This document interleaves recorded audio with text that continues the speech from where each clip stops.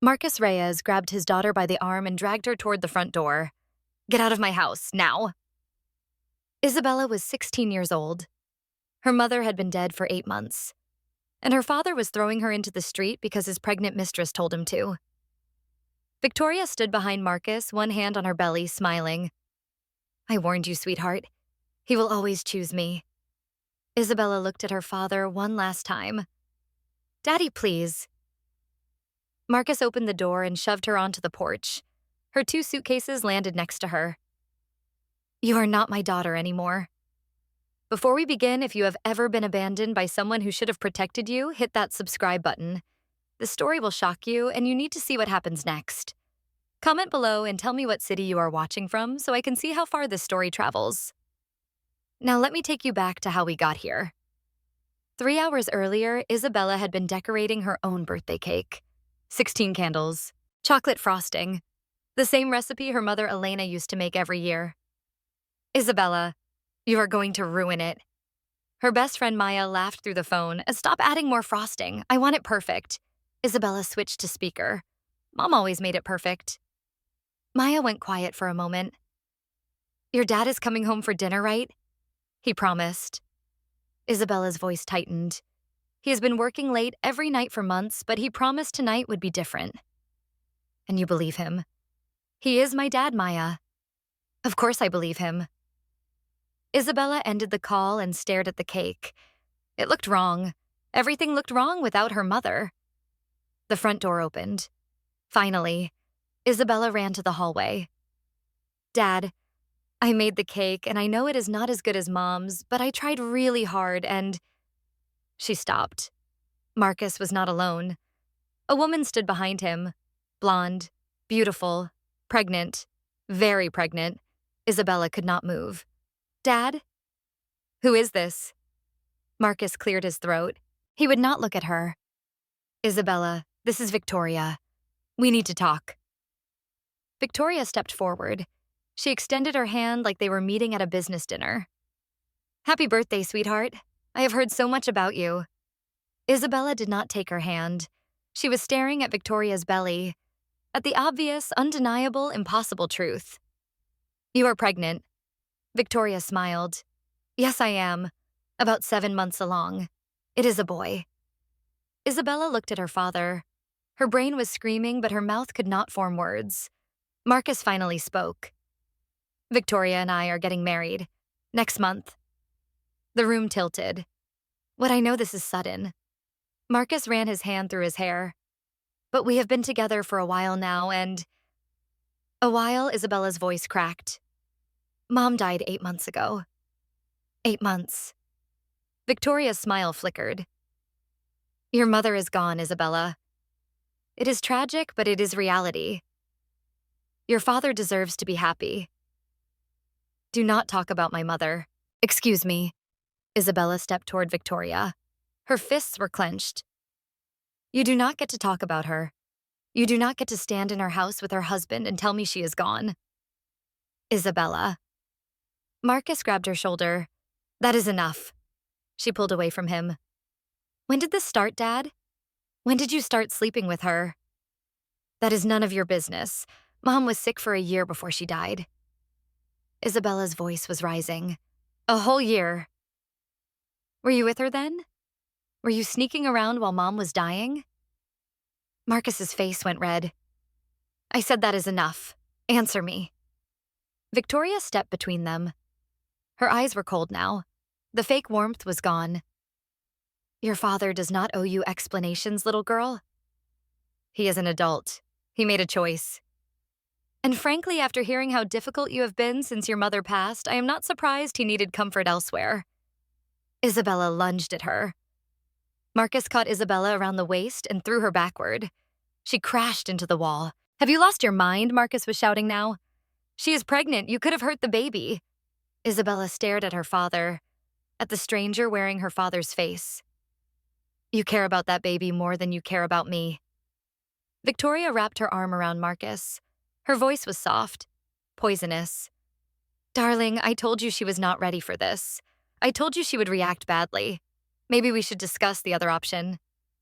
"What other option?" Isabella demanded. Marcus would not look at her. What other option, Dad? Victoria sighed.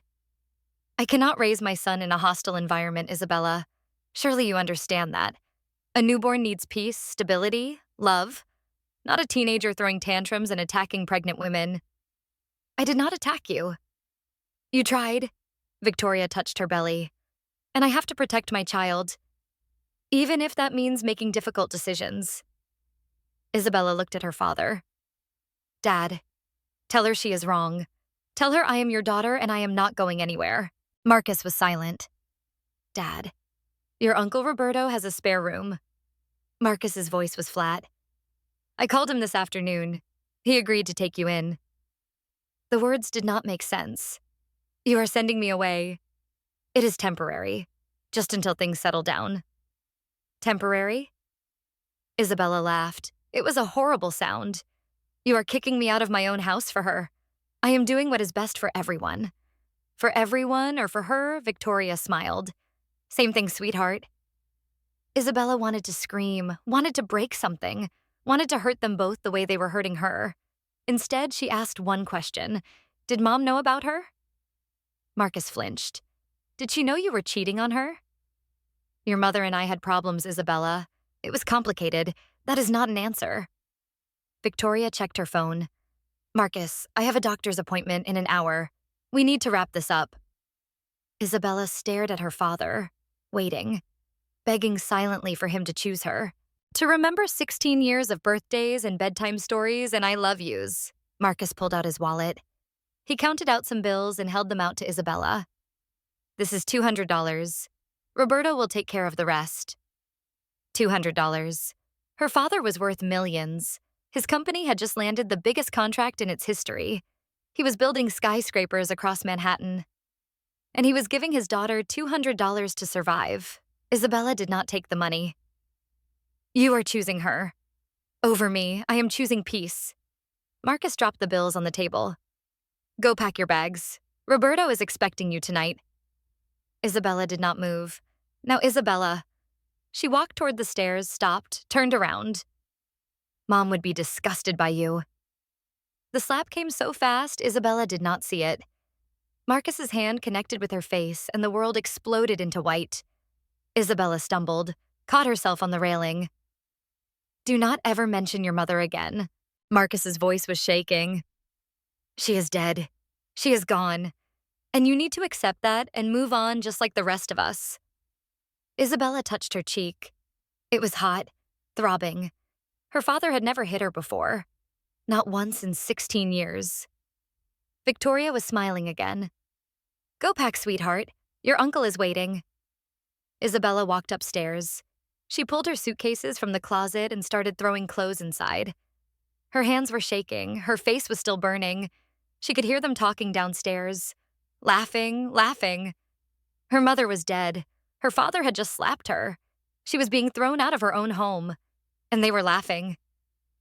Isabella moved to the hallway, pressed herself against the wall, listened. That went better than I expected. Victoria's voice was light, casual. She is just a kid. Marcus sounded tired. She will get over it. Will she? Because if she starts asking questions, she will not. Are you sure? Victoria's voice dropped. Because if anyone finds out about Elena, if those hospital records ever surface, they will not. I told you. I handled it. Isabella stopped breathing. The doctors have been paid off. The coroner is on my payroll. As far as anyone knows, Elena Reyes died of a heart attack in her sleep, and the life insurance already transferred, $2 million. Elena never suspected a thing. Victoria laughed. Poor trusting Elena. She really thought you loved her until the very end. I did love her. Once. But you love me more. I love our future. Marcus's voice was cold. Elena was the past. Isabella is the past. Everything that matters is right here. Isabella pressed her hand over her mouth. Her mother had not died of a heart attack. Her mother had been murdered, and her father had helped cover it up. Isabella finished packing in a daze. Her mind was spinning. Her hands would not stop shaking. She wanted to confront them, to scream the truth in their faces, to call the police and tell them everything. But who would believe her? She was 16 years old with no proof. Her father had money power lawyers. The doctors were on his payroll. The coroner was on his payroll. She had nothing. Isabella dragged her suitcases downstairs. Marcus and Victoria were sitting on the couch. His hand was on her belly. They looked like a happy couple expecting their first child. It made Isabella sick. The car is outside. Marcus did not get up. Roberto knows you are coming. Isabella looked at the house she had grown up in, the walls that held her childhood, the kitchen where her mother used to sing. I hope it was worth it, she said quietly. Marcus finally looked at her. What, trading your daughter for a murderer? I hope it was worth it. Victoria's smile vanished. What did you just say? Isabella opened the front door. Nothing. Forget it. Isabella. Marcus stood up. What did you say I said goodbye, Dad? She walked out before they could respond. The door closed behind her, and Isabella Reyes stood on the porch with 2 suitcases and $200, knowing that her father was a monster and her mother was dead because of him. Uncle Roberto's apartment smelled like beer and regret. You can sleep on the couch. Roberto did not look up from the television. Do not touch my stuff, do not make noise after 10, and do not expect me to babysit you. Isabella sat on the couch with her suitcases at her feet. For how long? What? How long am I staying here? Roberto laughed. It was not a kind sound. However long your daddy keeps paying me. He sent $200 for this month. That barely covers the extra food. So you better hope he stays generous. $200. That was all she was worth. Isabella lay awake that night listening to Roberto snore, thinking about her mother. Elena had been sick for a year before she died. Weak, tired, fading slowly. The doctor said it was her heart, so there was nothing they could do. But now Isabella knew the truth. The doctors had lied. Her father had paid them to lie. What had really killed her mother? Poison. Something in her food, something in her medicine, Isabella did not know. But she was going to find out. Somehow, someday, she was going to find out. And when she did, her father would pay for everything. The first week at Roberto's was hell. He drank every night, came home angry, yelled at Isabella for existing. You are just like your mother. Roberto slurred one night 3 beers deep. Too soft, too weak. No wonder your daddy got tired of both of you. Isabella did not respond. She had learned that silence was safer. Elena always thought she was better than everyone. Roberto continued. Married that rich bastard and forgot where she came from. Forgot her own family. And look where it got her. Dead at 42, she was murdered. The words came out before Isabella could stop them. Roberto went quiet. Then he laughed. Murdered kid.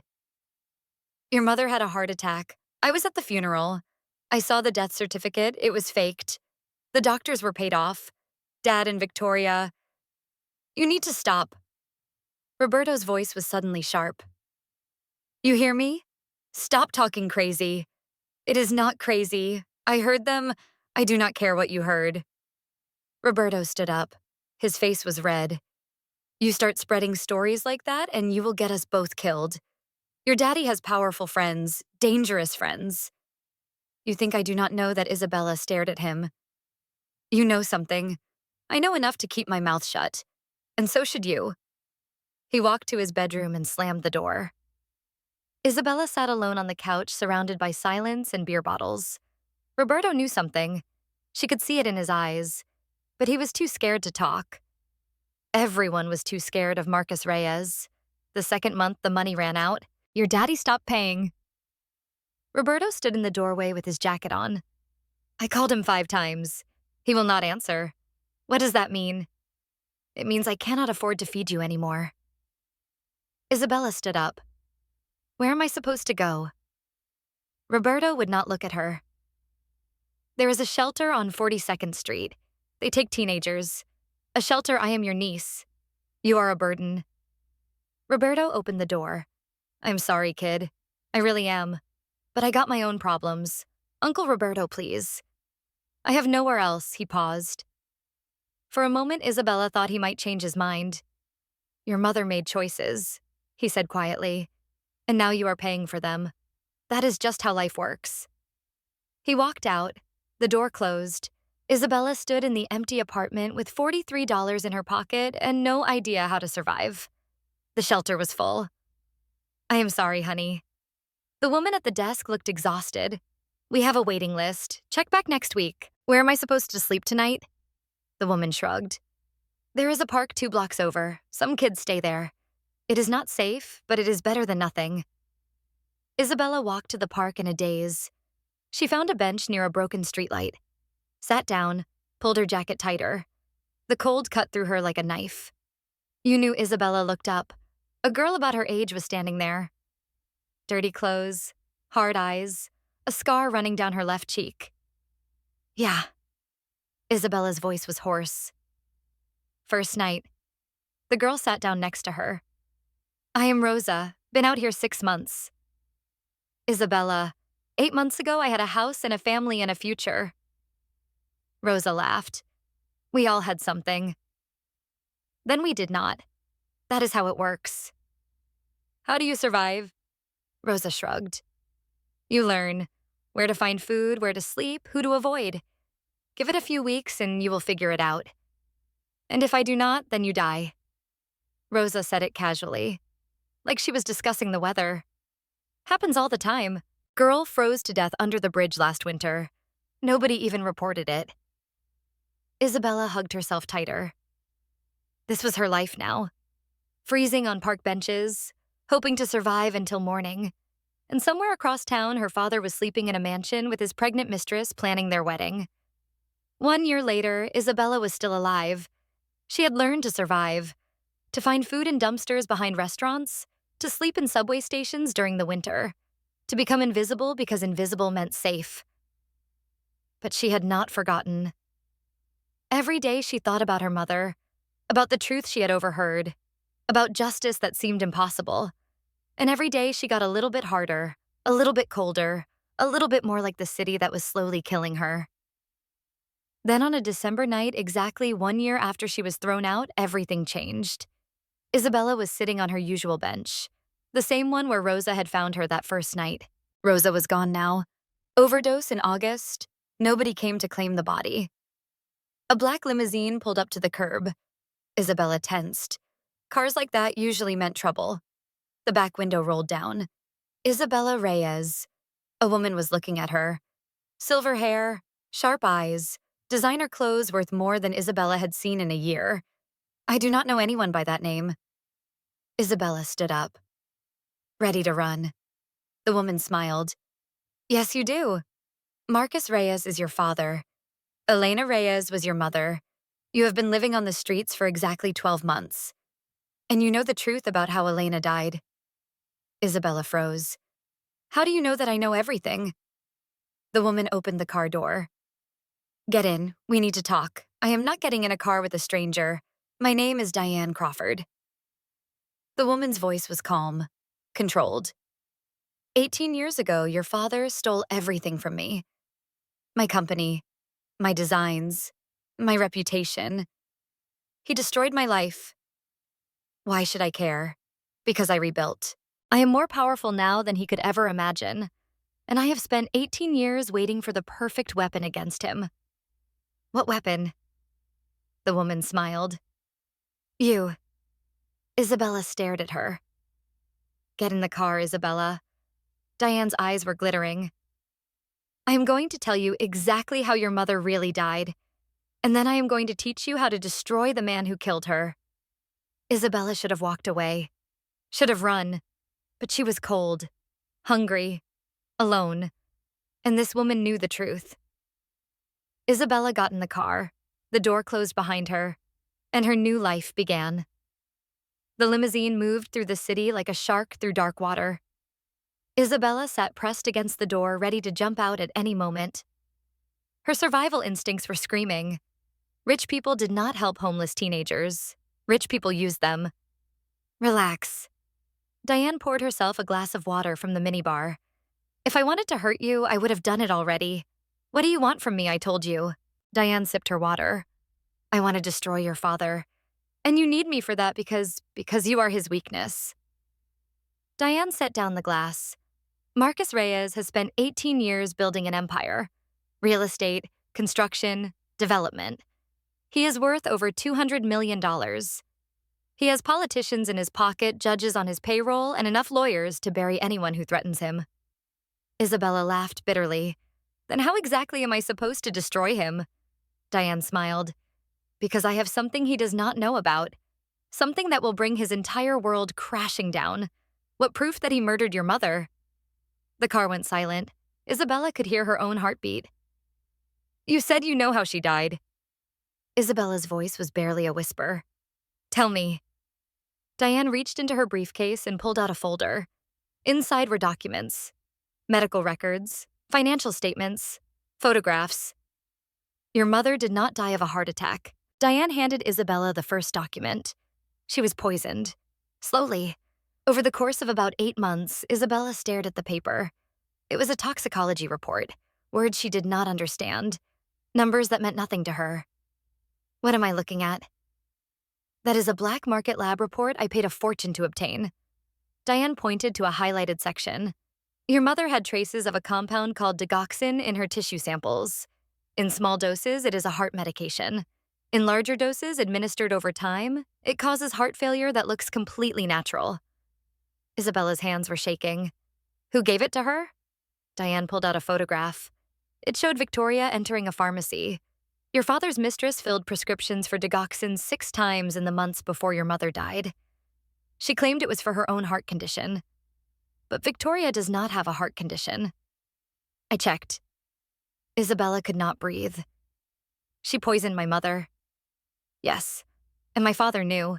Diane nodded. I have bank records showing payments from your father to the doctors who signed your mother's death certificate. I have emails between Marcus and Victoria discussing the timeline. I have everything except one thing. What a witness. Diane closed the folder. Someone close to your father who will testify to what really happened. Someone the public will believe. You want me to testify against my own father? I want you to do more than testify. Diane leaned forward. I want you to become so powerful, so famous, so untouchable that when you destroy him, the whole world will be watching. Isabella shook her head. I am a homeless teenager. I have nothing. I am nothing. You are wrong. Diane's voice was fierce. You are Elena Reyes's daughter. You have her face, her fire, her strength, and with my help, you will have something else. What, an empire of your own? The limousine stopped. Diane opened the door. Come inside. I want to show you something. They were at a penthouse apartment overlooking Central Park. Isabella had never seen anything so luxurious, but she did not let herself be impressed. Luxury could be a trap. Diane walked to a wall covered in photographs. Fashion shows, magazine covers, celebrities in designer gowns. Do you know who I am? Diane asked. You said your name is Diane Crawford. And does that name mean anything to you? Isabella shook her head. Diane smiled sadly. It used to mean everything. 20 years ago, I was the most powerful woman in fashion. I built a design empire from nothing. I dressed movie stars and royalty. I was on the cover of every magazine in the world. What happened? Your father happened. Diane's voice hardened. We were partners. He was going to help me expand into retail spaces, real estate, global markets. Instead, he stole my designs, forged documents that showed he owned the company, paid off my business partners to testify against me. He took everything from you. Everything. Diane turned to face Isabella. My company, my reputation, my marriage. My husband killed himself 6 months after I lost the lawsuit. He could not handle the shame. Isabella did not know what to say. I spent 5 years climbing out of the hole your father put me in.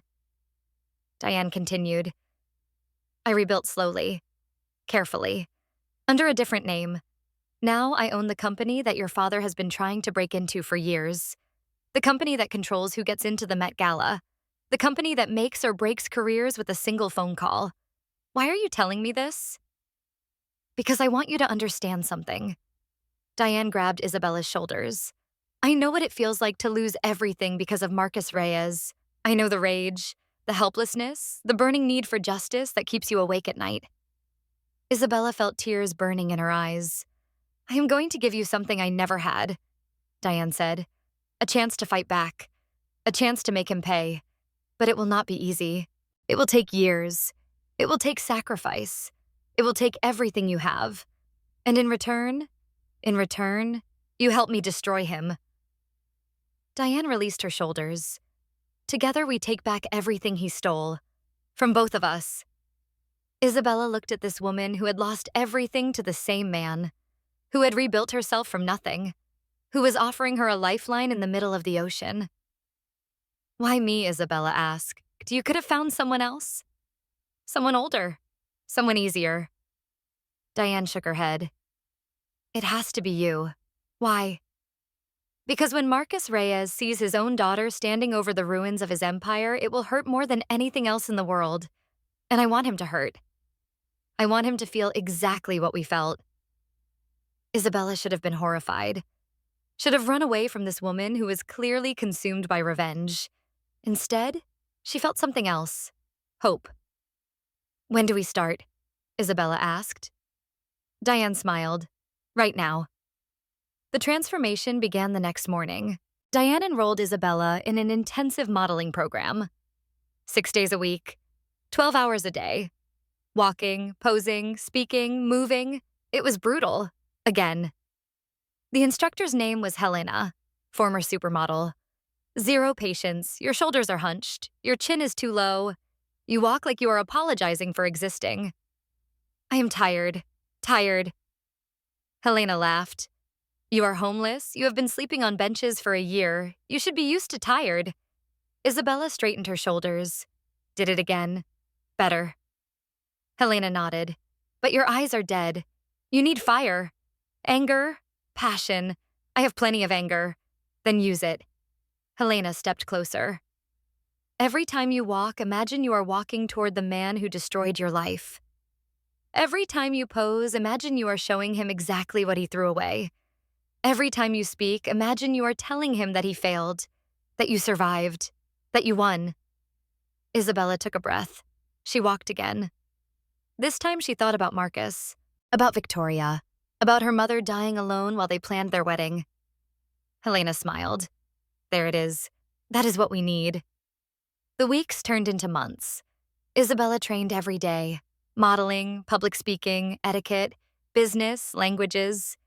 She studied fashion history, learned to recognize designers by a single stitch, memorized the names of every editor, photographer, and stylist who mattered.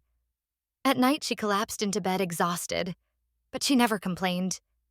Every time she wanted to quit, she thought about her mother. Every time she wanted to cry, she remembered her father's words. You are not my daughter anymore. He had thrown her away, called her worthless, left her to die on the streets. Now she was becoming someone he could never ignore. 6 months into the training, Isabella did her first photo shoot. When she saw the images, she did not recognize herself. The broken girl from the park bench was gone. In her place was someone fierce, powerful, beautiful in a way that demanded attention. Who is that? Isabella whispered. Diane stood beside her, looking at the photographs. That is the woman who will destroy Marcus Reyes. The first magazine cover came at 8 months. A small publication, nothing major, but it was enough to get noticed. Isabella Reyes. The editors loved the name. Mysterious, elegant, and completely untraceable to the homeless girl who had disappeared from New York streets. Diane had been careful. New identity documents, sealed records, a cover story about Isabella being raised abroad. As far as the world knew, Isabella Reyes was a complete unknown who had appeared out of nowhere with the face of an angel and the presence of a queen. The industry was obsessed.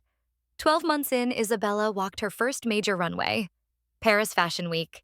Front row seats filled with celebrities and editors, cameras flashing from every direction. Isabella stood backstage trembling. I cannot do this, she told Diane. There are too many people. Everyone will be watching. That is the point. Diane adjusted Isabella's dress. They need to watch. They need to remember you. What if I fail? You will not fail. Diane took her hand. Do you know what I see when I look at you? A scared girl pretending to be someone else? No. Diane shook her head. I see your mother. I see Elena's strength, her grace, her fire. She is inside you, Isabella. She has been inside you all along. Now let her out. Isabella closed her eyes. She thought about Elena, about bedtime stories and birthday cakes and the way her mother used to sing while cooking dinner. She thought about the last time she saw her mother alive. Weak, pale, fading. I love you, Mom. She walked onto the runway. The cameras exploded, and Isabella Reyes became a star. The fashion world could not stop talking about her. She was everywhere. Magazine covers, ad campaigns, interviews, red carpets. Within 18 months, she was one of the most recognized faces in the industry. And Marcus Reyes still had no idea. He heard the name, of course. Isabella Reyes, the mysterious supermodel who had taken the fashion world by storm. But he never connected her to the daughter he had thrown away. Never imagined that the homeless girl he had discarded could become someone so powerful. Diane made sure of it. She kept Isabella isolated, controlled her public appearances, made sure no photographs from Isabella's old life ever surfaced. To the world, Isabella Reyes was a beautiful mystery. To Marcus Reyes, she was just another name in an industry he was trying to break into. But Victoria was not so blind. Something is wrong. Victoria stood in Marcus's office staring at a magazine cover. Isabella Reyes smiled back at her. Marcus barely looked up from his computer. What are you talking about? This model? Victoria tapped the cover. Isabella Reyes. She looks familiar. She is the hottest thing in fashion right now. Everyone knows her face, no? Victoria shook her head. She looks familiar, like I have seen her before. You are being paranoid.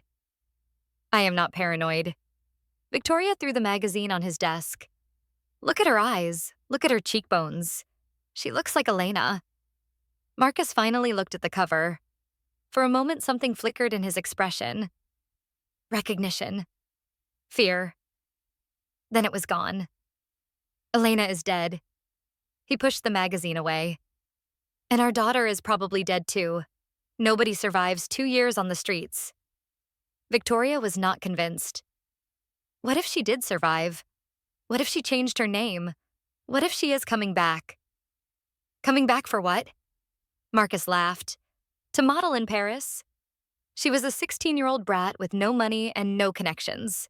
There is no way she turned into this. He gestured at the magazine. Victoria picked it up again. I want to know who this woman is, where she came from, who is backing her. Fine. Marcus sighed. If it makes you feel better, hire an investigator. But you are wasting your time. Victoria walked out with the magazine clutched in her hand. She was not wasting her time. She knew that face, and she was going to find out the truth. 2 weeks later, the investigator came back with nothing. I am sorry, Mrs. Reyes. The man stood in Victoria's sitting room looking embarrassed. Isabella Reyes has no history before 3 years ago. No birth certificate, no school records, no family. It is like she appeared out of thin air. That is impossible. Everyone has a history, not her. The investigator shrugged. Whoever created her identity did an excellent job. Professional level. The kind of work that costs hundreds of thousands of dollars. Victoria went cold. Someone is hiding her. Looks that way. The investigator picked up his briefcase. I can keep digging, but I do not think I will find anything. Whoever is protecting this woman does not want her found. Victoria dismissed him and stood alone. Someone was protecting Isabella Reyes. Someone with money, power, resources. Someone who did not want Victoria to know who she really was. It could not be a coincidence. The girl in the magazine looked too much like Elena, had the same name as Marcus's abandoned daughter. Victoria pulled out her phone and dialed a number. I need to increase security at the house, she said when the call connected. And I want background checks on everyone who works with this Isabella Reyes model. Everyone. I do not care what it costs. She hung up and stared at the magazine again. If Marcus's daughter was still alive, if she was coming back, Victoria needed to be ready, because Isabella Reyes was not the only one with secrets worth killing for. 24 months after she entered Diane's limousine, Isabella received the invitation. The Met Gala. Diane handed her the envelope at breakfast. Her hands were trembling. This is it, Diane said. The moment we have been waiting for. Isabella opened the envelope. Her name was printed in gold letters. You are Isabella Reyes. Diane continued. And you are going to walk into that gala on my arm. The most famous designer in the world and the most beautiful model in the industry. Every camera will be on us. And my father will be there. I made sure of it. Diane smiled. Marcus has been trying to get into the fashion industry for years. I arranged for him to receive an invitation. He thinks it is his big break. He has no idea it is his destruction. Isabella set down the invitation. What exactly is the plan? Diane pulled out a folder. 3 years of evidence. Bank records, emails, the toxicology report, witness statements from former employees who are willing to talk. You found witnesses, money talks. Diane opened the folder. Marcus's former assistant, his accountant, a nurse who worked at the hospital where your mother died. They are all willing to testify. Testify to what, murder? Diane's voice was cold. Insurance fraud. Bribery. Cover-up. We have enough evidence to put Marcus and Victoria away for the rest of their lives. Isabella stared at the documents. This was real. After 3 years of training, of waiting, of becoming someone new, it was finally happening. But something nagged at her. Why the Met Gala? She asked. Why not just go to the police, because the police can be bought? Diane said. Marcus has connections everywhere. If we go through official channels, he will bury it. Pay off the right people. Destroy the evidence. Make the witnesses disappear. So we expose him publicly. Exactly. Diane nodded. At the Met Gala, in front of every powerful person in fashion and media, we reveal who you really are. We show the evidence. We let the world see what Marcus Reyes has done, and then there will be nowhere for him to hide. Isabella picked up the invitation again. Her father had thrown her away, called her nothing, left her to die. Now she was going to walk into the biggest event of the year and destroy everything he had built. There is one more thing. Diane's voice changed. Something I should have told you a long time ago. Isabella looked up. What? Diane hesitated. It was the first time Isabella had ever seen her uncertain. About your mother. About why I really found you. Isabella felt ice forming in her stomach. I told you that I wanted revenge on Marcus. That is true, but there is more to it than that. Tell me. Diane took a deep breath. Your mother and my husband were in love. The words did not make sense. What? Before your mother married Marcus, she was in a relationship with my husband, David. They were young, in love, planning a future together. Isabella shook her head. My mother never mentioned anyone named David, because it ended badly. Diane's voice cracked. David got sick. Cancer. He died before they could be married. Your mother was devastated. She met Marcus 6 months later. Why are you telling me this? Because when David died, Diane said slowly, your mother was pregnant. The room went very quiet. Isabella stared at Diane. What are you saying? I am saying that Marcus Reyes is not your biological father. Isabella could not move, could not breathe. That is impossible. Is it? Diane reached into the folder and pulled out one last document. I had a DNA test run. Hospital records from your birth. Hair samples I collected during your training. The results are conclusive. Isabella took the paper with numb hands. The words blurred together. DNA. Paternity, exclusion. Marcus is not my father. No. Diane's eyes were wet. David Crawford was your father, which means technically by marriage you are my stepdaughter. Isabella dropped the paper. You knew. This whole time. You knew and you did not tell me. I should have told you sooner. I know that. You used me. Isabella's voice rose. You found me on that bench and you turned me into a weapon. For revenge, for your dead husband, for yourself. That is how it started, Diane admitted. But it changed. You changed it. How? Because you became family. Diane stepped toward her. Real family. Not just David's daughter. My daughter.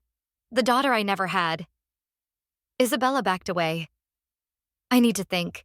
Isabella, do not touch me. Isabella grabbed her jacket.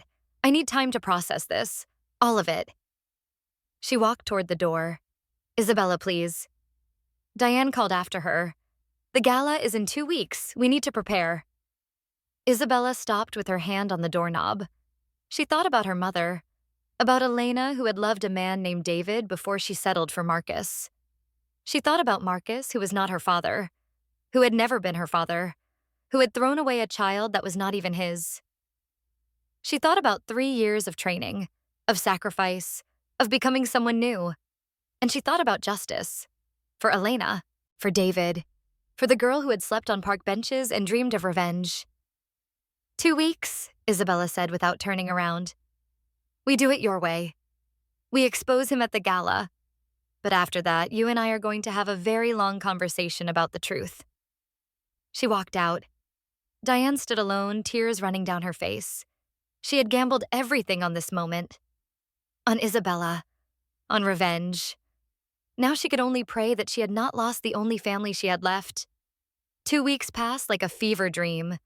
Isabella trained harder than ever, rehearsed every word she would say, memorized every piece of evidence, prepared for every possible scenario. But she could not stop thinking about the DNA test. Marcus Reyes was not her father. The man who had thrown her into the streets, who had called her worthless, who had helped cover up her mother's murder, was not even related to her. She did not know if that made it better or worse. The night before the gala, Diane found Isabella sitting alone. You should be sleeping. I cannot. Isabella did not look up. I keep thinking about my mother, about everything I thought I knew. Diane sat beside her. What do you want to ask? Did she love him? My real father. David. More than anything. Diane's voice was soft. They met in college. He was studying art history. She was studying design. They were inseparable for 3 years. What happened? David got sick. Diane paused. Pancreatic cancer. By the time they found it, there was nothing anyone could do. He died 4 months later, and my mother was pregnant. She did not know until after he passed, Diane said. By the time she found out, David was already gone. She was alone, scared, grieving, and Marcus Reyes was there. He knew Isabella looked up. He knew I was not his. He did not care. Diane shook her head. He wanted your mother. She was beautiful, talented, and vulnerable. He saw an opportunity and he took it. So he raised me knowing I was another man's daughter. He raised you as leverage. Diane's voice hardened. As long as your mother believed you needed a father, she would stay with him. She would tolerate his affairs, his cruelty, his control. Isabella closed her eyes. She stayed for me. She loved you more than her own happiness, more than her own life, and it killed her. Diane did not respond. There was nothing to say. Isabella opened her eyes. Tomorrow night I am going to destroy him. Are you sure you are ready? Isabella stood up. I have been ready for 3 years. The Met Gala, the biggest night in fashion, the most exclusive event in the world. A red carpet filled with celebrities, designers, and power brokers from every industry. And Isabella Reyes was about to set it on fire. She arrived in a custom gown that Diane had designed specifically for this night. White silk with gold embroidery. A dress that screamed innocence and power at the same time. The photographers went insane. Isabella, over here. Give us a smile. Who are you wearing? Isabella posed for exactly 30 seconds. Then she took Diane's arm and walked toward the entrance. Are you ready? Diane whispered. Isabella spotted Marcus across the lobby. He was standing with Victoria laughing at something one of the other guests had said. He looked happy. Successful. Untouchable. He had no idea what was coming. I am ready. They walked inside. The first hour was torture. Isabella smiled, made small talk, pretended to be the charming supermodel everyone expected, but her eyes kept finding Marcus. He had not recognized her yet. Too busy networking, too focused on his own ambition to notice the daughter he had thrown away standing 20 feet away. Victoria, however, was a different story. Isabella caught her staring several times. Each time Victoria would look away quickly, but the suspicion in her eyes was unmistakable. She knows something is wrong, Diane murmured. She has been watching you all night. Let her watch. Isabella took a glass of champagne from a passing waiter. By the end of tonight, watching will be the least of her problems. At exactly 9 o'clock, Diane received a text. He is here. Isabella looked toward the entrance. A man in his 40s had just arrived. Thin, nervous, looking around like he expected to be arrested at any moment. Julian Vega, Diane said quietly. Your father's former personal assistant. He worked for Marcus for 12 years. He knows everything. And he is willing to talk. He is willing to do more than talk. Diane smiled. He has recordings, emails, documents that Marcus thought were destroyed years ago. Tonight he is going to share all of it. Isabella watched Julian make his way through the crowd. He was her secret weapon. The witness who would make everything else possible. Now they just had to wait for the right moment. The right moment came at 10 o'clock. Diane was scheduled to give a speech about the future of fashion.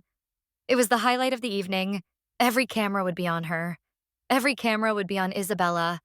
And every camera would capture what happened next. Diane took the stage. Thank you all for being here tonight. She began, her voice warm and gracious.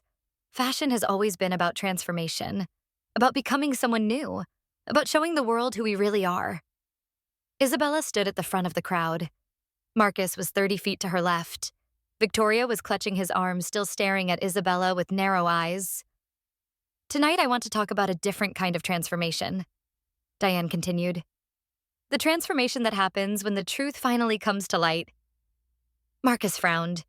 He sensed something was wrong. 3 years ago, a young woman was thrown out of her home. Diane's voice hardened. Abandoned by her father. Left to die on the streets. Her crime asking questions about her mother's death. The crowd went silent. Marcus's face went white. That young woman is standing in this room tonight.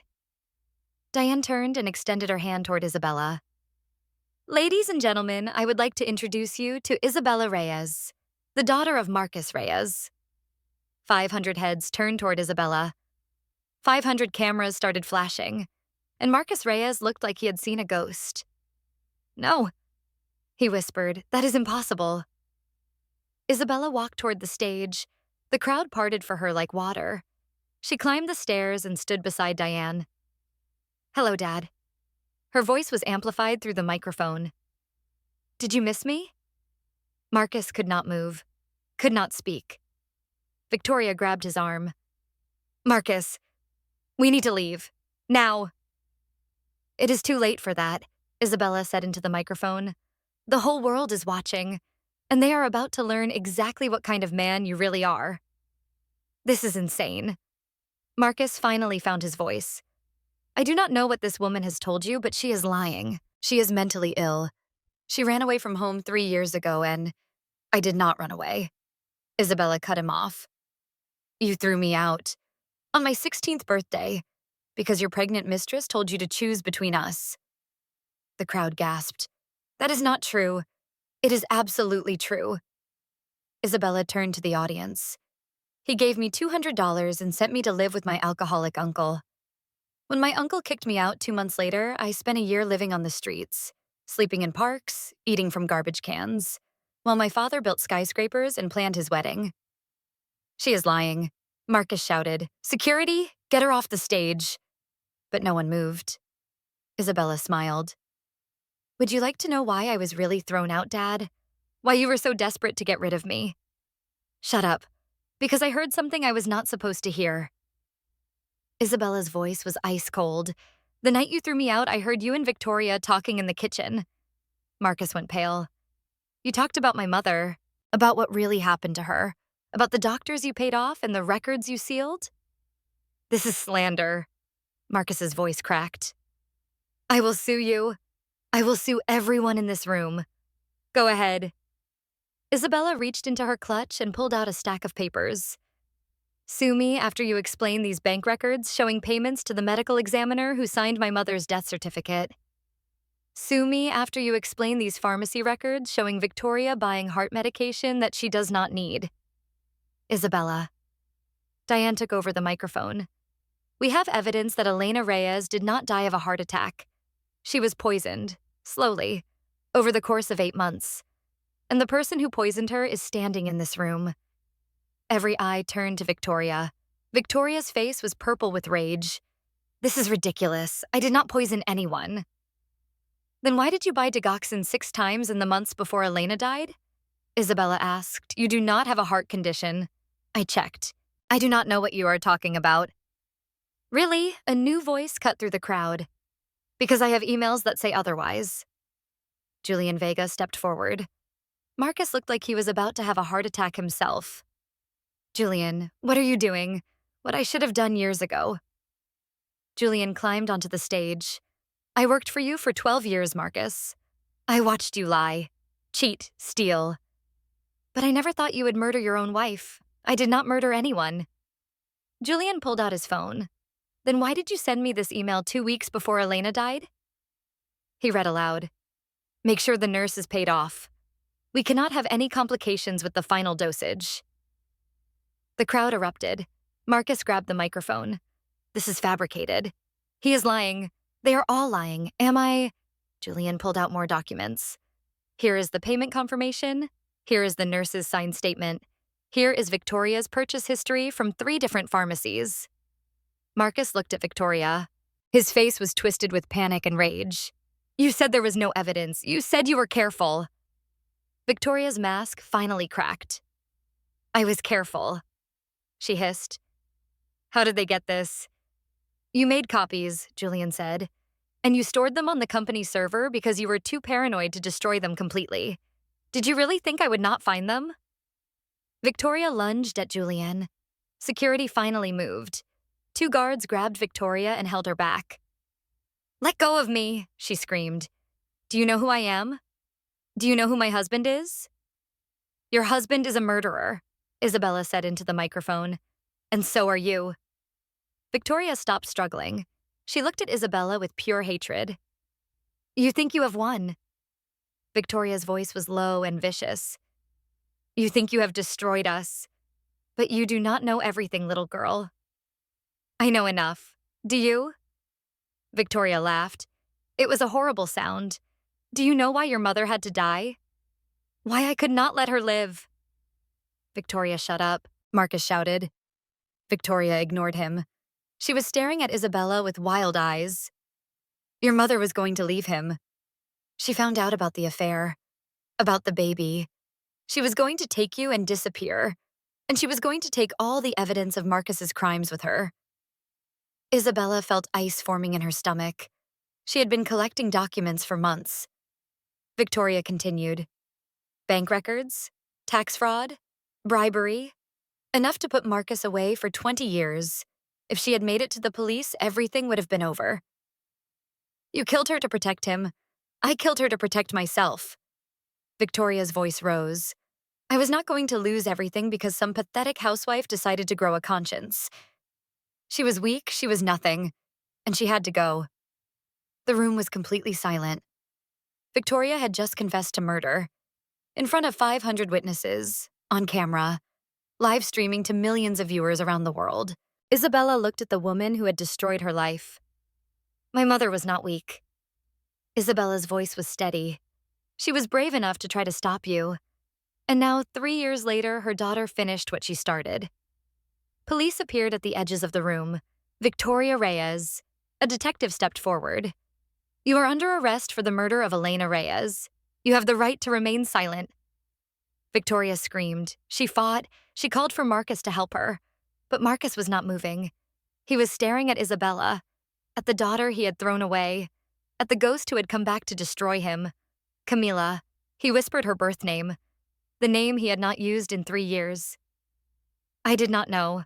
I swear I did not know she killed your mother. Isabella stepped off the stage. She walked toward him slowly. The crowd parted. Do you remember what you said to me? Isabella stopped 3 feet away from him.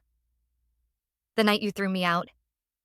You said I was not your daughter anymore. I was angry. I did not mean it.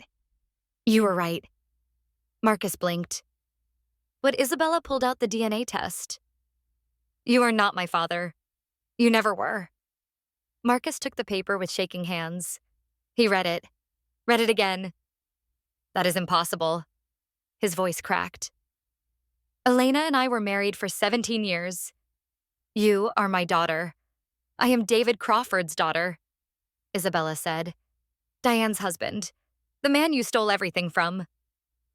Marcus looked at Diane. Diane smiled. She had been waiting 18 years for this moment. You took my company, she said quietly. My husband. My future. And now your own crimes have destroyed everything you built. It is almost poetic. Marcus dropped the DNA test. This cannot be happening. It is happening, Isabella said. The police are going to arrest you next. They are going to dig into your finances, your deals, your entire empire, and they are going to find everything. I can fix this, Marcus was babbling now. I have lawyers, I have money. I can make this go away. Not this time. Isabella turned to walk away, then stopped. One more thing, Dad. Marcus looked up at her with desperate eyes. Mom loved someone else before you, Isabella said. And she had his baby. You raised another man's child for 16 years, and then you threw her away like garbage. Everything you thought you had was built on a lie. She walked away. Marcus fell to his knees.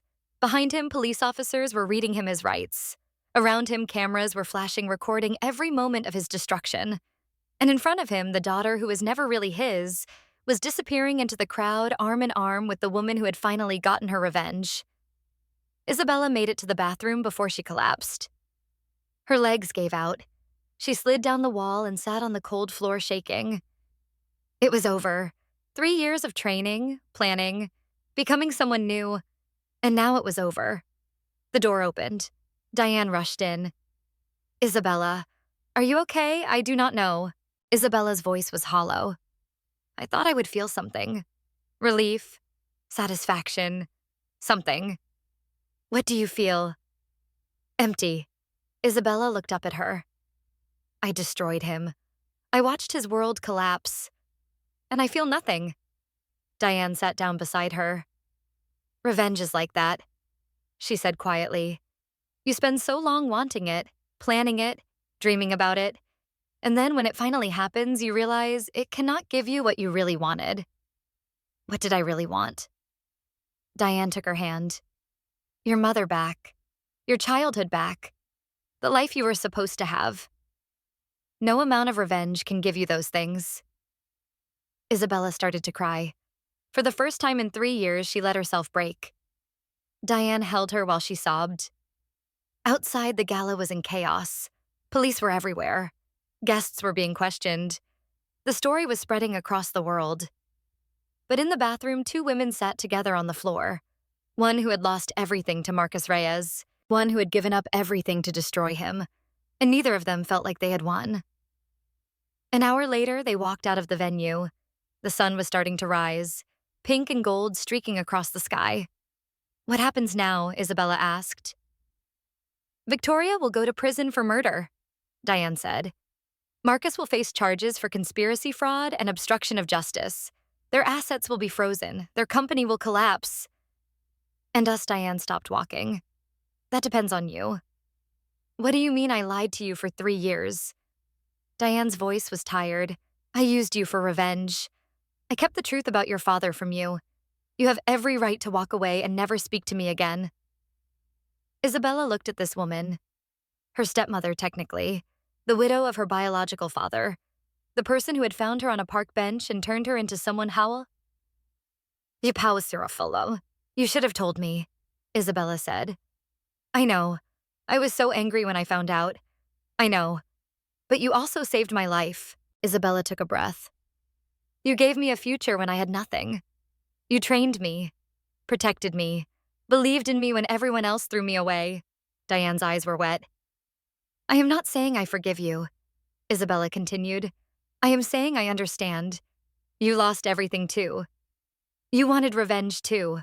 We are not that different. Diane laughed through her tears. We are exactly alike. That is the problem. Maybe it is the solution, Isabella said. Maybe we both needed someone who understood what this kind of pain feels like. They stood together in the morning light. Behind them, police sirens wailed. Ahead of them, the future stretched out uncertain and terrifying and full of possibility. What do we do now? Diane asked. Isabella thought about her mother, about David Crawford, the father she never knew, about Marcus rotting in a police station finally facing justice. And she thought about a 3-year-old boy named Noah, Victoria and Marcus's son, an innocent child who had just lost both his parents in a single night. There is a little boy, Isabella said slowly. My half-brother. He is in foster care now because of what we did. You want to help him. He did not choose his parents. Isabella met Diane's eyes. He did not choose any of this, and he is going to grow up alone, wondering why everyone abandoned him. I know what that feels like. Diane was quiet for a long moment. Then she nodded. So do I. Isabella took her hand. Maybe that is what we do now, Isabella said. Maybe we stop destroying things and start building something instead. What kind of something I do not know yet. Isabella smiled for the first time all night. But I think my mother would want me to try. They walked toward Diane's car together. The story was just beginning. The foster care facility was 40 minutes outside the city. Isabella sat in the passenger seat of Diane's car, watching the streets blur past. Her phone had not stopped buzzing since they left the gala. Messages from reporters, agents, strangers who had seen the live stream. The whole world knew her story now, but Isabella only cared about one thing. Are you sure about this? Diane asked, without taking her eyes off the road. He is 3 years old. Isabella's voice was quiet. He woke up this morning with 2 parents. Tonight he has nobody.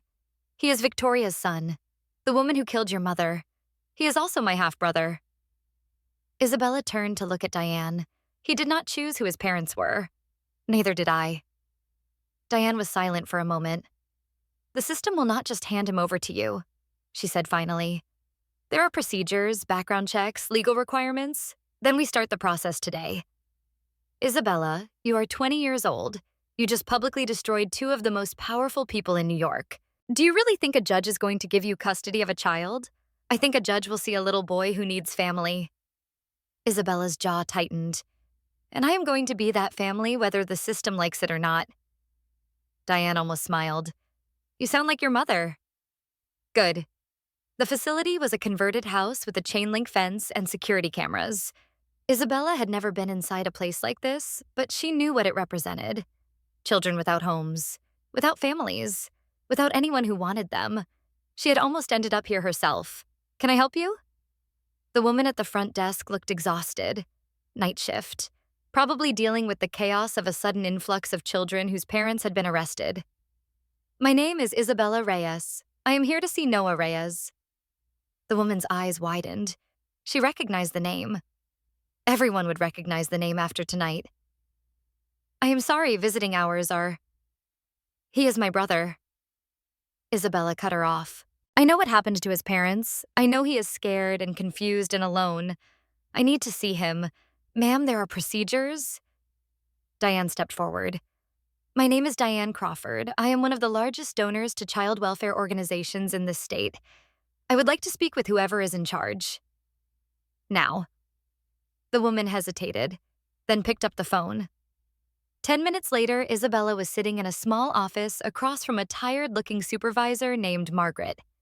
You understand this is highly irregular, Margaret said. We cannot just let anyone walk in and visit a child in protective custody.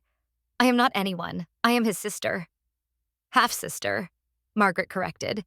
And according to our records, you have had no contact with Noah since he was born, because his mother poisoned mine and his father threw me into the streets. Isabella leaned forward. I am not here to argue about semantics. I am here because that little boy needs someone, and I am the only family he has left. Margaret studied her for a long moment. You were homeless yourself not long ago. Yes. And you expect me to believe you are capable of caring for a child. I expect you to give me a chance to prove it. Isabella's voice cracked. I know what it feels like to be abandoned. To wake up one day and realize that the people who were supposed to protect you do not care if you live or die. I would not wish that on anyone, especially not a 3-year-old. Margaret glanced at Diane. And you are involved in this how I am her stepmother, Diane said. Legally, financially, and emotionally. We are prepared to do whatever it takes to provide Noah with a stable home. Margaret sighed. She looked at the pile of paperwork on her desk, at the clock on the wall, at the two women sitting across from her with desperate hope in their eyes. I cannot promise anything, she said finally. The courts will have to decide custody, but I can let you see him, just for a few minutes. Isabella nearly collapsed with relief. Thank you. Margaret stood up. Follow me. Noah was in a room with 3 other children. A small bed, a few toys, a window overlooking the parking lot. He was sitting on the floor, staring at nothing. Isabella stopped in the doorway. He looked so small, so lost, so utterly broken. Just like she had been 3 years ago. Noah Margaret's voice was gentle. There is someone here to see you. Noah looked up. His eyes were red from crying. His face was blotchy and swollen. Where is Mommy? Isabella's heart shattered. She walked into the room slowly, knelt down in front of him. Hi, Noah. Her voice was barely a whisper. My name is Isabella. I am your big sister. Noah stared at her. I do not have a sister. Yes, you do. I have been away for a long time, but I am here now. Where is Mommy? Noah asked again. The police took Mommy. I know. Isabella did not know what to say. How did you explain murder and betrayal to a 3-year-old Mommy? Had to go away for a while. When is she coming back? Isabella felt tears burning in her eyes. She is not coming back, sweetheart. Noah's face crumpled. He started to cry. I want Mommy. He sobbed. I want to go home. Isabella pulled him into her arms without thinking. He was so small, so fragile. I know, she whispered. I know you do. But I am here now, and I am not going to leave you. I promise. Noah cried into her shoulder, and Isabella held him, this tiny, innocent boy who had lost everything because of choices he never made. She understood now why she had survived. Not for revenge, not for justice, not even for her mother. She had survived so she could be here, in this moment, for this child, and she was never going to let him go. The next few weeks were a blur of lawyers and paperwork and court dates. Margaret had been right. The system did not make it easy. You have no permanent address, the caseworker said during their first meeting. No stable income, no parenting experience. I have a trust fund from my mother's estate, Isabella replied. I have Diane Crawford willing to co-sign any financial requirements, and I have been taking care of myself since I was 16. I think I can handle a 3-year-old. That is not how this works. Then tell me how it works. Isabella leaned forward. Tell me what boxes I need to check, what forms I need to sign, what hoops I need to jump through. Because I am not leaving that little boy in the system. The caseworker sighed. It could take months, she warned. Maybe longer. And there is no guarantee the judge will rule in your favor. Then I will wait months. Isabella stood up. However long it takes, she visited Noah every day. At first, he did not understand who she was, why she kept coming back, why she cared. But slowly, he started to open up. Why do you come here? He asked one afternoon. The other kids do not have visitors. Because you are my brother, Isabella said simply. But we did not live together before. I know, but we are family now, and family shows up for each other. Noah thought about this. Mommy did not show up, he said quietly. The police took her away and she did not come back. Isabella took his hand. Sometimes the people who are supposed to take care of us make mistakes. Big mistakes. That does not mean you are not worth loving. Do you love me? The question caught Isabella off guard. She looked at this little boy with his father's eyes and his mother's chin, the child of the woman who had murdered her mother, the son of the man who had thrown her away, and she realized that none of that mattered. Yes, Isabella said. I love you, Noah. He climbed into her lap and hugged her. I love you too, Bella. It was the first time he had called her by a nickname. Isabella held him tight and swore to herself that she would never let him feel abandoned again. 1 month after the gala, Marcus Reyes tried to contact her. He was out on bail awaiting trial. His assets were frozen. His company was in receivership. His reputation was destroyed. But somehow he had gotten her phone number. The text was simple. "We need to talk, please." Isabella stared at the message for a long time. Her first instinct was to ignore it, block his number, pretend he did not exist. But something stopped her. Maybe it was curiosity. Maybe it was the need for closure. Maybe it was the part of her that still remembered the father who had taught her to ride a bike before everything went wrong.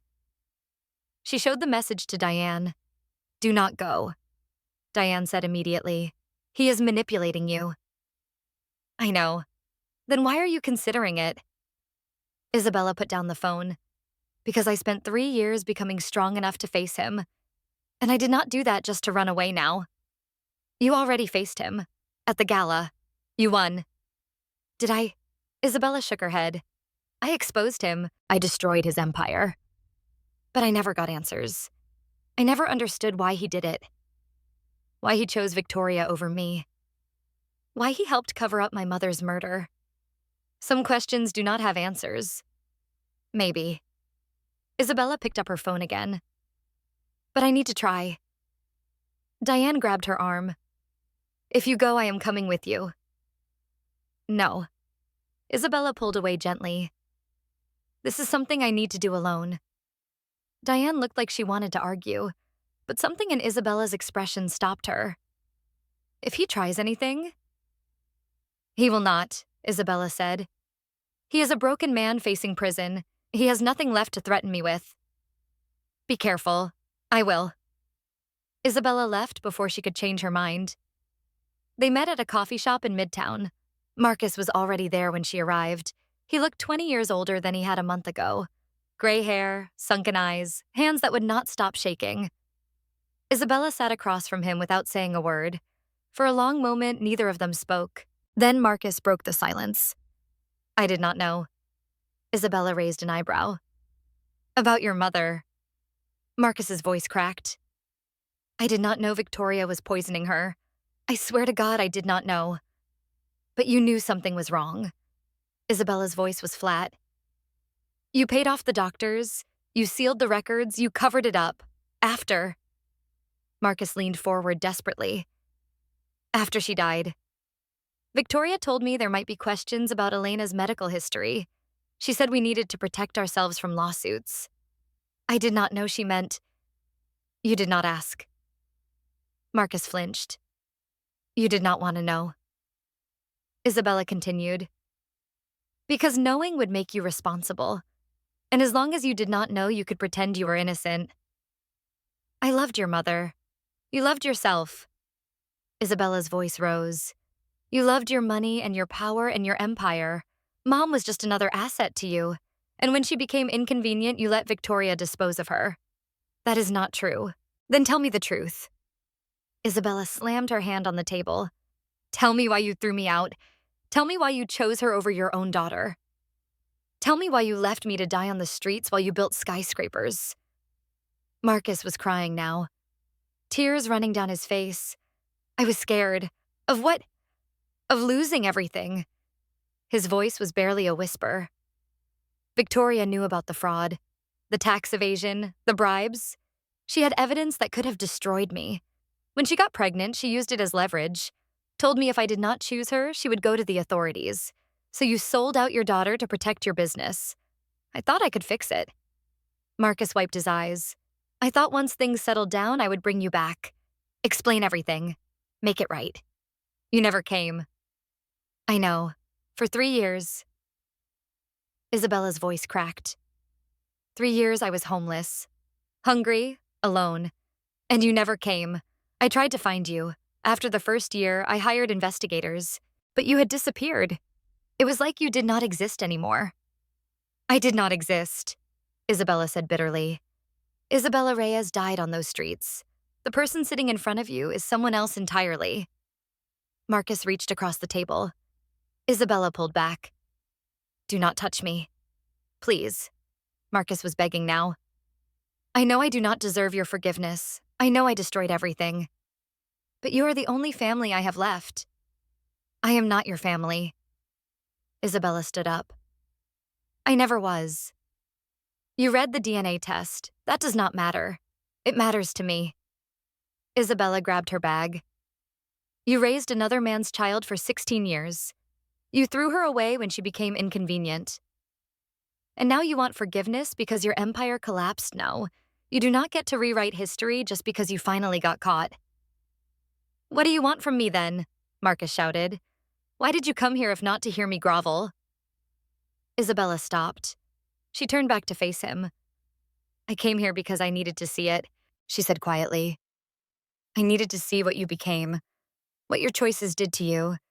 And what do you see a broken man who destroyed everyone who ever loved him? Isabella's voice was steady. You had a wife who adored you, a daughter who worshipped you, and you threw it all away for money and a woman who was using you from the start. Marcus said nothing. Victoria never loved you. Isabella continued. She told me so herself at the gala. You were just a means to an end. A bank account with a pulse, I know. Then why? Because I was weak. Marcus's voice broke. Because I wanted things I did not deserve. Because I thought I could have everything without paying the price. Well, you were wrong. I know.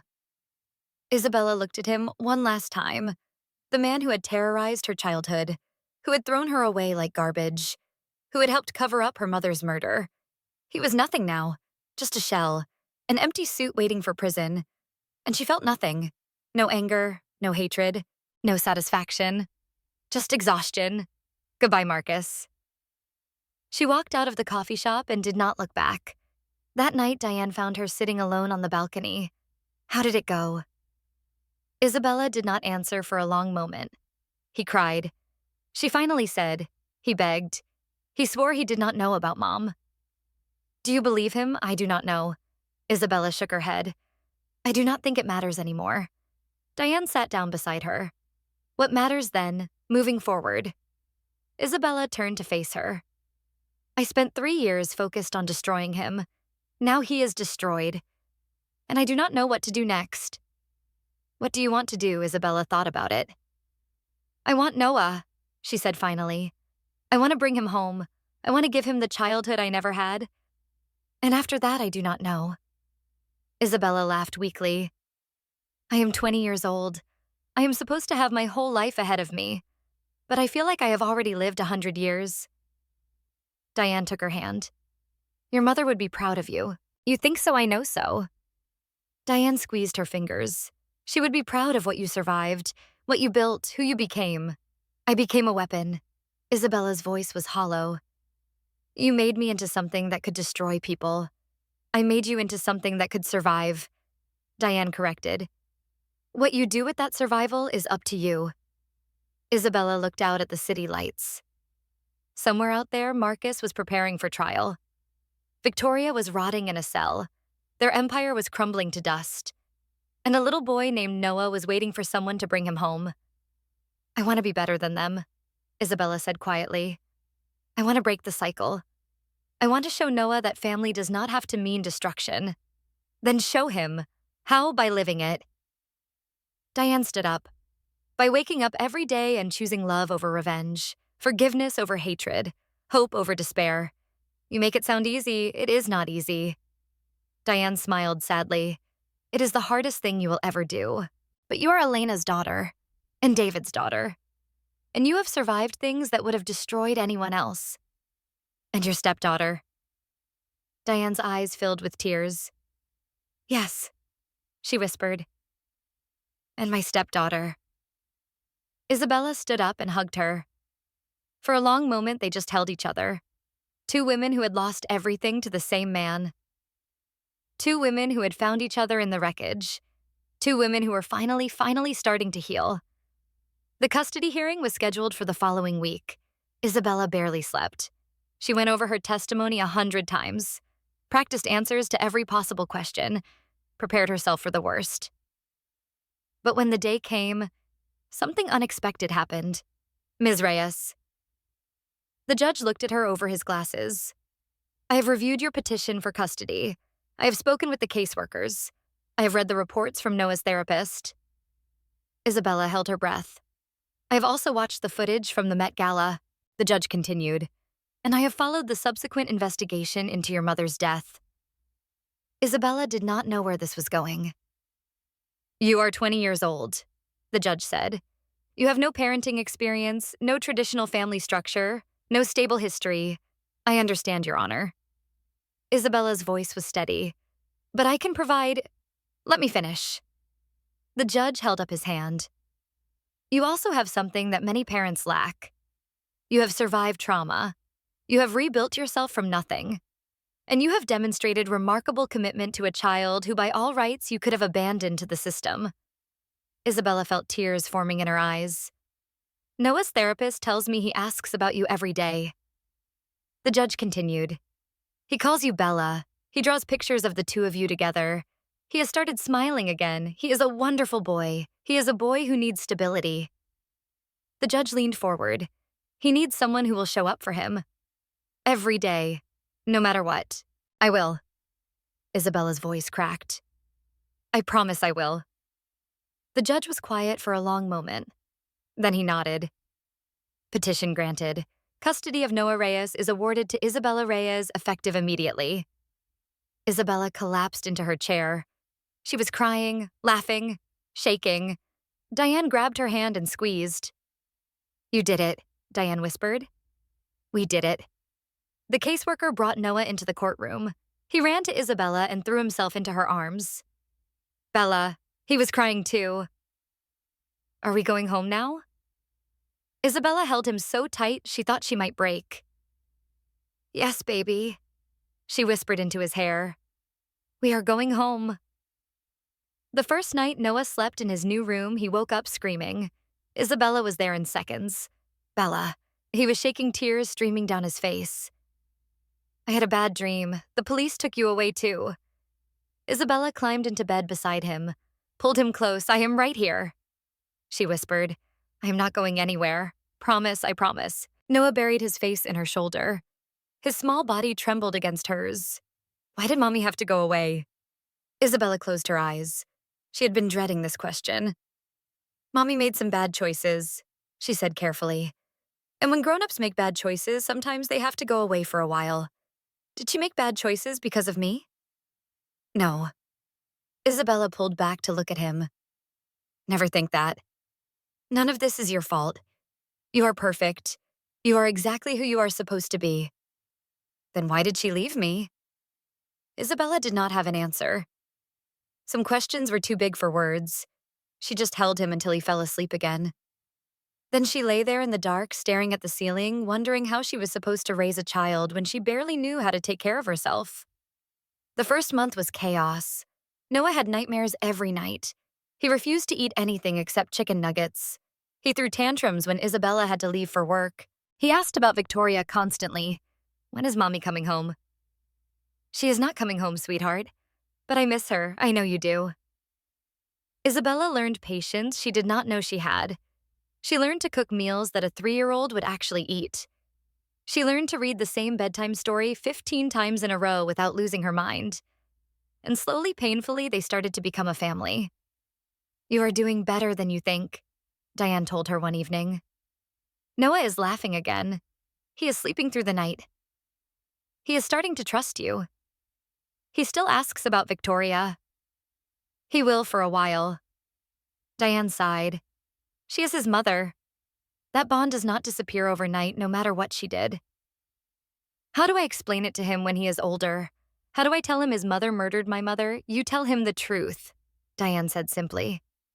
Age appropriately, honestly. And you remind him that he is not responsible for her choices. What if he hates me for it? What if he thanks you for not lying to him? Isabella did not have an answer for that either. 6 weeks after the custody hearing, Victoria requested a visit. The letter arrived at Diane's penthouse, forwarded from the prison. Isabella stared at the envelope for a long time before opening it. Dear Isabella, I know you have no reason to read this. I know you hate me. I hate myself too. But I need to see Noah. Just once. Please. I need to tell him I love him before the trial, before they take away whatever is left of my life. I am not asking for forgiveness. I am asking for 5 minutes with my son. Victoria Isabella threw the letter in the trash. Then she fished it out again. Then she threw it away again. This went on for 3 days. You should go, Diane said finally. Are you insane? Not for her. Diane sat down across from Isabella. For yourself, for closure. You faced Marcus, now face Victoria. Look her in the eye and show her exactly what you became despite everything she did to destroy you. She does not deserve to see Noah. No, she does not. Diane agreed. But maybe Noah deserves to say goodbye to his mother. Isabella felt sick. He is 3 years old. He does not understand what goodbye means. He understands that his mother disappeared. Diane's voice was gentle. He understands that everyone keeps telling him she is not coming back. Maybe letting him see her one more time will help him accept that. Or maybe it will traumatize him further. Maybe. Diane took her hand. There are no right answers here, Isabella. Only choices. And you have to make the one you can live with. Isabella looked at the letter again, at Victoria's handwriting. Shaky, desperate. The woman who had murdered her mother was begging for a chance to see her son, and Isabella was the only one who could give it to her. She picked up her phone and called the prison. They drove to the correctional facility on a Tuesday morning. Noah held Isabella's hand the entire way. He did not understand where they were going. Did not understand why Isabella looked so scared. Are we going to see Mommy, yes, sweetheart? Is she coming home with us? Isabella knelt down to his level. No, baby. Mommy cannot come home. But she wanted to see you very much. So we are going to visit her for a little while. Why can she not come home? Because she has to stay here. For a long time. Noah's lower lip trembled. But I miss her, I know. Isabella pulled him into a hug. I know you do. They went inside. The visiting room was cold and sterile. Plastic chairs, metal tables, guards standing at every door. Victoria was already waiting. She looked nothing like the woman Isabella remembered from the gala. No designer clothes, no perfect makeup, no triumphant smile. Just a broken woman in an orange jumpsuit with tears already streaming down her face. Noah. Victoria's voice cracked when she saw him. Noah hesitated. He pressed closer to Isabella. It is okay, Isabella whispered. You can go see her. Noah took a few tentative steps forward. Victoria dropped to her knees and opened her arms. Noah ran to her. They held each other for a long moment. Victoria sobbed into his hair. Noah clung to her like he was afraid she would disappear again. Isabella watched from across the room. This was the woman who had destroyed her life, who had poisoned her mother, who had manipulated Marcus into throwing his daughter away. And she was also a mother who loved her son. The world was not black and white. Good and evil did not exist in neat categories. People were complicated, messy, capable of terrible cruelty and desperate love at the same time. Isabella hated Victoria, but she understood her too. Mommy, why do you have to stay here? Noah asked, pulling back to look at Victoria's face. Because I made mistakes, baby. Victoria wiped her eyes. Big, terrible mistakes. And this is where people go when they make mistakes like mine. When can you come home? I cannot come home, Noah. Victoria's voice broke. But your sister is going to take care of you now. She is going to love you and protect you and make sure you have everything you need. Noah looked back at Isabella. Bella loves me. I know she does. Victoria followed his gaze. And I need you to do something for me, okay? I need you to be a good boy for her. I need you to listen to her and trust her. Can you do that? Noah nodded solemnly. I can do that. Victoria hugged him again. Then she looked at Isabella. Their eyes met across the room. Thank you, Victoria mouthed. Thank you for bringing him. Isabella did not respond. Could not respond. She just stood there watching the woman who had murdered her mother say goodbye to her son. The visit lasted 15 minutes. When it was over, Noah did not want to leave. I want to stay with Mommy. You cannot stay, sweetheart. Isabella picked him up, but we can come back and visit again. She did not know if that was true. Did not know if she could ever bring herself to come back here. but Noah needed to hear it. Bye, Mommy. Noah waved as the guard led Victoria away. I love you. Victoria stopped, turned around. I love you too, baby. Her voice echoed across the room. I love you more than anything in the world. Remember that, no matter what anyone tells you about me. I love you. Then she was gone. Noah cried the entire drive home. Isabella held him in the back seat while Diane drove. There were no words that could make this better. No explanations that would help a 3-year-old understand why his mother was locked in a cage. All Isabella could do was hold him and promise to never ever let him feel this alone again. 3 months later, Marcus Reyes went to trial. The evidence was overwhelming. Julian's recordings, the financial documents, the testimony of doctors and nurses who had been paid to lie. Isabella was called as a witness. She sat in the courtroom facing the man who had raised her as his own daughter, the man who had thrown her away, the man who had helped cover up her mother's murder. Marcus looked like a ghost. Pale, thin, defeated. Good, Isabella thought. He should look defeated. Ms. Reyes. The prosecutor approached the witness stand. Can you describe the night your father told you to leave, Isabella? Took a breath. It was my 16th birthday. I had just found out about Victoria, about the pregnancy. I confronted them both, and my father slapped me across the face. Then Victoria told him to choose between us. He chose her. And what happened after you left, I went to live with my uncle. He kicked me out after 2 months. I spent the next year homeless on the streets of New York. The jury shifted uncomfortably. And during your time on the streets, did you ever attempt to contact your father? I tried calling him. Isabella's voice hardened. He changed his number. I went to his office once. Security had me removed. He made it very clear that I no longer existed to him. The prosecutor nodded. And when did you learn the truth about your mother's death the night he threw me out? I heard him and Victoria talking in the kitchen. They said my mother did not just die. They talked about sealed hospital records and doctors being paid off. Objection. The defense attorney stood up. Hearsay, overruled. The judge waved him down. Continue. Isabella continued. She told the jury everything. The conversation she had overheard, the years she spent on the streets, the evidence Diane had gathered, the confession Victoria had made at the gala. When she finished, the courtroom was silent. Marcus was crying. Isabella did not care.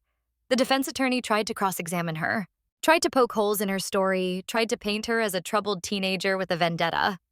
Isabella shut him down. I was 16 years old, she said calmly, homeless, alone, grieving my mother's death. I had no resources, no connections, no power. If I wanted revenge, I could have gone to the tabloids years ago. Instead, I waited.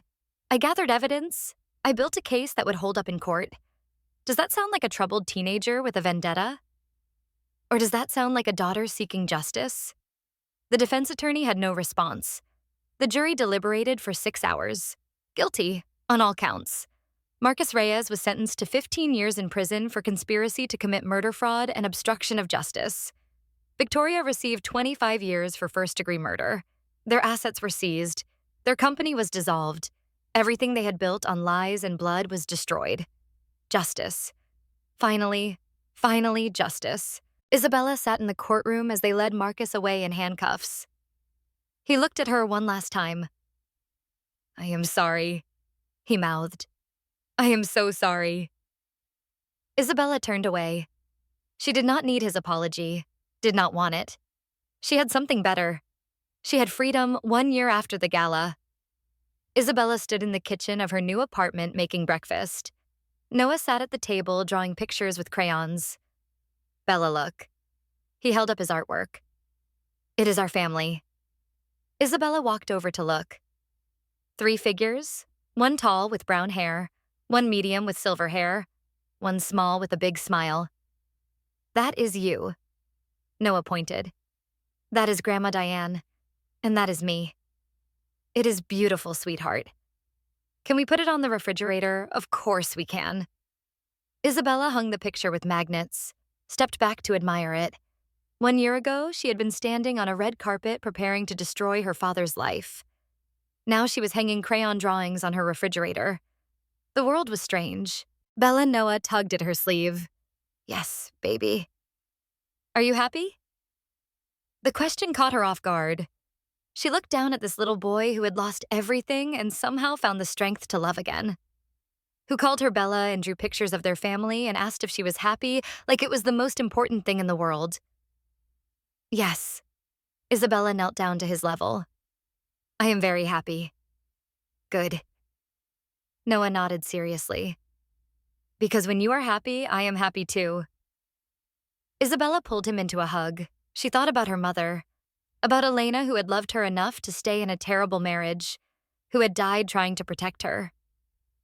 She thought about David Crawford, the father she had never known, the man who had loved her mother before Marcus destroyed everything. She thought about Diane, the stepmother she had never expected, the woman who had saved her life and given her a purpose. And she thought about Noah, the little brother she had never wanted, the child of her enemy, the boy who had somehow become the center of her entire world. Family was not blood. Family was choice. Family was showing up for someone when everyone else walked away. The doorbell rang. Isabella opened it to find Diane standing there with grocery bags. I brought ingredients for dinner, Diane said. I thought we could make your mother's recipe, the one she used for your birthday. Isabella felt tears prick her eyes. You remember that Elena made it for me once? Diane smiled sadly. Years ago, before everything went wrong, it was the best meal I ever had. Grandma Diane. Noah ran to the door. Are you staying for dinner if your sister says it is okay? Isabella stepped aside to let her in. Of course it is okay. You are family. They cooked together, all three of them. Noah stirred things he was not supposed to stir. Diane burned the garlic twice. Isabella dropped an entire carton of eggs on the floor. It was chaos. It was messy. It was absolutely perfect. This was what she had been fighting for. Not revenge, not justice, not the destruction of her enemies.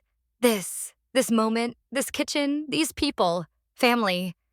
That night after Noah was asleep, Isabella and Diane sat on the balcony. I got a call from Julian today, Diane said. He wants to write a book about everything that happened. He asked if you would be interested in being interviewed. No. Diane raised an eyebrow. You do not want your story told. My story is already told. Isabella looked out at the city lights. Everyone saw what happened at the gala. Everyone knows what Marcus and Victoria did. I do not need to relive it for someone's book deal. What about the people who might be inspired by it? The other girls out there who were abandoned, who were told they were worthless. Isabella was quiet for a moment. Maybe someday, she said finally, but not now. Right now, I just want to live. I want to raise Noah. I want to figure out who I am when I am not trying to destroy someone. And who are you? Isabella smiled. I am working on it. Diane reached over and took her hand. Your mother would be so proud of you. You keep saying that, because it is true. Diane squeezed her fingers. Elena wanted one thing more than anything else in the world. She wanted you to be safe, to be loved, to be happy. And you are all of those things now. Because of you. Because of us, Diane corrected. Because we chose each other. Because we decided to be family even when we had every reason to walk away. Isabella leaned her head on Diane's shoulder. Thank you, she whispered, for finding me on that bench, for believing in me, for never giving up. Thank you for letting me in. Diane's voice cracked. I spent 18 years alone, bitter, focused on revenge. You showed me there was another way. We saved each other. Yes, we did. They sat together in comfortable silence. The city hummed below them, car horns and distant music and the endless pulse of life. Somewhere out there, Marcus was sleeping in a prison cell. Victoria was counting the years until she would be eligible for parole. Their empire was dust. Their legacy was shame. And here in this apartment, a new family was being built. Not on lies or money or power, on love, on choice. On the simple radical act of showing up for someone when the whole world told you not to. Bella Isabella looked up. Noah was standing in the doorway, clutching his stuffed elephant. I could not sleep. Can I sit with you? Isabella opened her arms. Come here, baby. Noah climbed into her lap. Diane wrapped an arm around both of them. 3 people who had lost everything. 3 people who had found each other. 3 people who had chosen to be a family. Isabella looked up at the stars. I did it, Mom, she thought. I survived. I found justice. I broke the cycle. And I am finally home. The next morning, Isabella woke up to Noah jumping on her bed. Bella, wake up. It is pancake day. Isabella groaned. Who told you it was pancake day, Grandma Diane? She said Sundays are always pancake day. Did she also tell you that jumping on people's beds is rude? She said you would not mind. Isabella laughed. She got up, made pancakes, watched Noah get syrup all over his face, and she realized something. This was her life now. Not the girl who slept on park benches, not the weapon that Diane had created, not the daughter who had been thrown away like garbage, just Isabella, sister, daughter, family, survivor. The phone rang after breakfast. Ms. Reyes. This is Margaret from Child Services. I wanted to follow up on Noah's progress. He is doing wonderfully. Isabella watched Noah build a tower out of blocks in the living room. He is sleeping through the night. He is eating well. He starts preschool next month. That is excellent news. Margaret paused. I also wanted to let you know that Victoria has filed an appeal. She is requesting visitation rights. Isabella's stomach dropped. Can she do that? She can request it. The courts will decide. Given her conviction, it is unlikely to be granted, but I wanted you to be prepared. Thank you for telling me. Isabella hung up. Diane appeared in the doorway. What is wrong, Victoria is filing for visitation. Diane's expression hardened. She cannot have him. I know, but she is going to fight. She is going to drag this through the courts. She is going to make Noah's name appear in legal documents and news articles for years. Then we fight back. Diane stepped closer. We have the best lawyers. We have the resources. We have the truth on our side. I am so tired of fighting. I know. Diane took her hands. But this is the last battle, Isabella. After this, it is over. Victoria will never be able to touch Noah again. Isabella looked at Noah. He was laughing, stacking blocks as high as they could go. Completely unaware that his biological mother was trying to claw her way back into his life. She is not his mother, Isabella said quietly. Not anymore. She lost that right when she chose murder over her family. Then we make sure the courts agree. Isabella nodded. One more fight, one more battle, and then finally peace. The appeal was denied 6 months later. Victoria's request for visitation was rejected unanimously. The judge cited her conviction, the severity of her crimes, and Noah's psychological well-being. She would never see her son again. Isabella received the news while Noah was at preschool. She sat in the empty apartment and cried. Not for Victoria, not for Marcus, not for the family that had been destroyed before she even understood what family meant.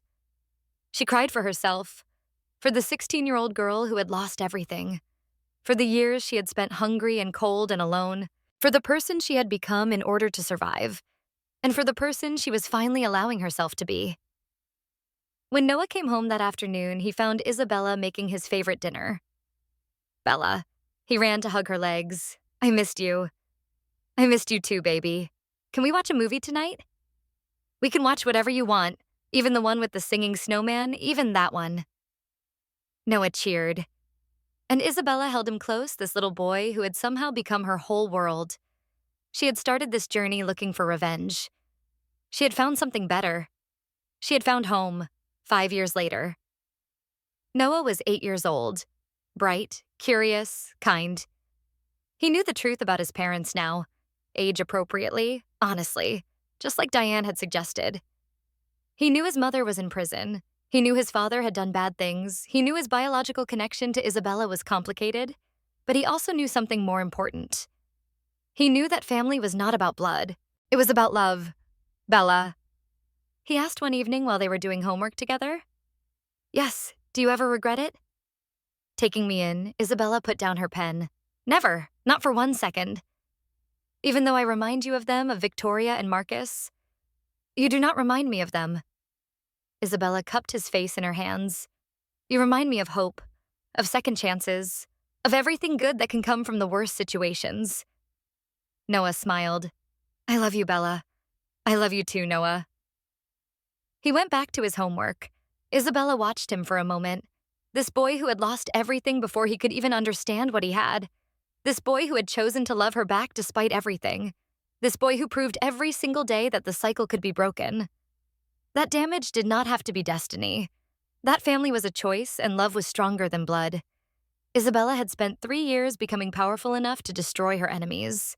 But the real power she understood now was not in destruction. It was in building something new from the ashes. It was in choosing love when hate would have been easier. It was in showing up every single day for the people who needed you. Marcus Reyes had taught her what kind of person she did not want to be. Diane had taught her how to survive.